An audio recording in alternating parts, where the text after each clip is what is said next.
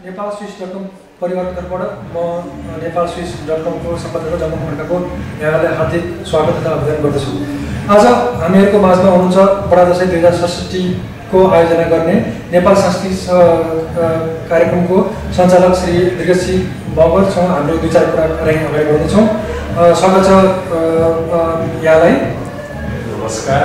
हाम्रो नेपालस्विस.com ले मलाई चाहिँ अगाडि तपाईहरुको अगाडि चाहिँ इन्टरभ्यु गर्नुमा र यस कार्यक्रम अथवा यस हाम्रो वेबसाइट हेर्नुहुने सम्पूर्ण महानुभावहरूलाई नयाँ दशकको शुभकामना सहित सम्पूर्ण नेपाली दाजुभाइ तथा दिदीबहिनीहरूलाई नमस्कार। हजुर, आज बडा दशैं 2067 कार्यक्रम भव्यताका साथ सम्पन्न भयो। हामी पनि थियौँ र तपाईलाई कस्तो लागेछ आजको कार्यक्रमको बारेमा केही कुरा गर्दै हुन्छ कि हाम्रो दर्शक माझमा? कार्यक्रम सोचेको भन्दा नि अझ बढी र राम्रो तरिकाले सफल गर्न हामी सफल भयो। किनकि अब यहाँ सम्पूर्ण नेपाली दाजुभाइ तथा दिदीबहिनीहरूलाई एउटै ठाउँमा चाहिँ दशैं कार्यक्रम बनाउने जुन हाम्रो नेपाल राज्य शासनसम्मको जुन चाहना थियो त्यो चाहनाको भिन्नै आयो पनि र कुनै सङ्घ संस्थाले अर्कै किसिमको रोल खेले पनि तर चाहिँ हामी यो कार्यक्रममा सक्सेस भएका छौँ। जे होस् यो कार्यक्रम सक्सेस हुँदाखेरि मलाई खुसी लागेको छ र नेपालस्विस.com जुन चाहिँ मेरो कार्यक्रममा भूमिका खेलेको छ उहाँलाई म धन्यवाद दिन चाहन्छु। यहाँ यसको मतलब यहाँले कार्यक्रम भव्यताका साथ सम्पन्न गर्नुभयो, त्यही पनि तपाईँले अपेक्षा गरे अनुरूप कार्यक्रममा चाहिँ सहभागी उपस्थित नहुनु भएको भन्ने आफ्नो केही गुनासो छ यसमा? धेरै गुनासो छ।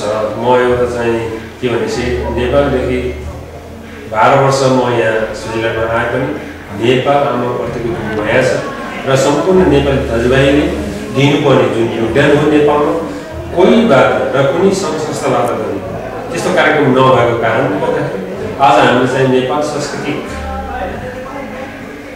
सङ्घ भन्ने एउटा संस्था चाहिँ स्विजरल्यान्डमा स्थापना गरेको।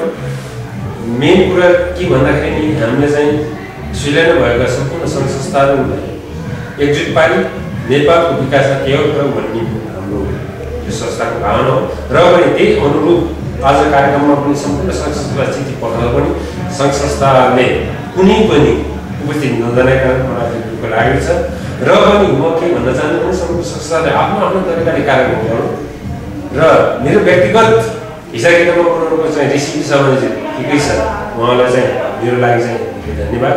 यदि विकासको कार्यक्रममा मसँग चाहिँ प्रतिस्पर्धा गर्न चाहनुहुन्छ भने चाहिँ ठिक छ, त्यसमा म हस्तेमा हैसियत मिलाएर जाने प्रयत्न गर्छु।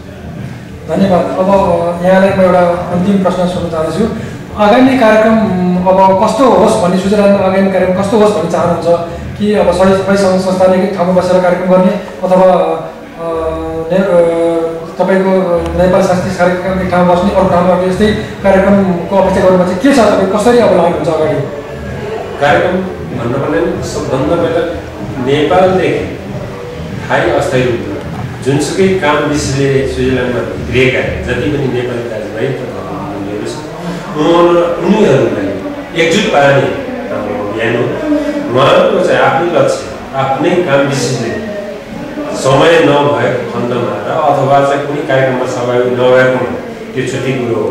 उहाँलाई चाहिँ म केही भन्न चाहन्छु र कुनै सङ्घ संस्थाले एउटा कार्यक्रम गरेकोमा कसैले बिथ्याउन चाहन्छ भने त्यसको प्रतिस्पर्धा हामी पनि गर्न सक्छौँ र उहाँहरूसँग त हामी च्यालेन्ज पनि दिन सक्छौँ भन्ने किसिमको म चाहिँ च्यालेन्ज गर्छु।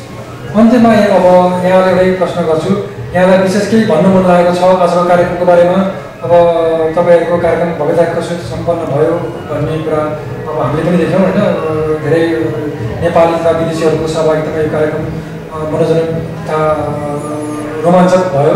यसमा अन्तिममा के भन्नु छ भने दर्शकहरूलाई अब कलाकारहरूलाई के भन्नु छ भने तपाईँको यहाँ केही दुई शब्द भनिदिनु होला। सम्पूर्ण नेपाली तथा विदेशी दाजुभाइ तथा दिदीबहिनीहरूले नेपालस्विस.com वेबसाइट हेर्नुहुने सम्पूर्ण महानुभावहरूलाई सर्वप्रथम यो दशैंको कार्यक्रम हुनाले सम्पूर्ण सबभन्दा पहिला मेरो दशैंको शुभकामना साथै सम्पूर्ण नेपाली दाजुभाइहरूले आफ्नो क्षेत्रबाट आफ्नै तरिकाले नेपालको विकासमा केही योगदान पुर्याउनु र गरौँ भन्ने कुरा मेरो विचार राखेको छु र आफ्नो सङ्घ संस्थाले आफ्नै तरिकाले नेपालको विकासमा त्यो पुर्याउनु हुनेछ भन्ने म चाहना राखेको छु। धन्यवाद।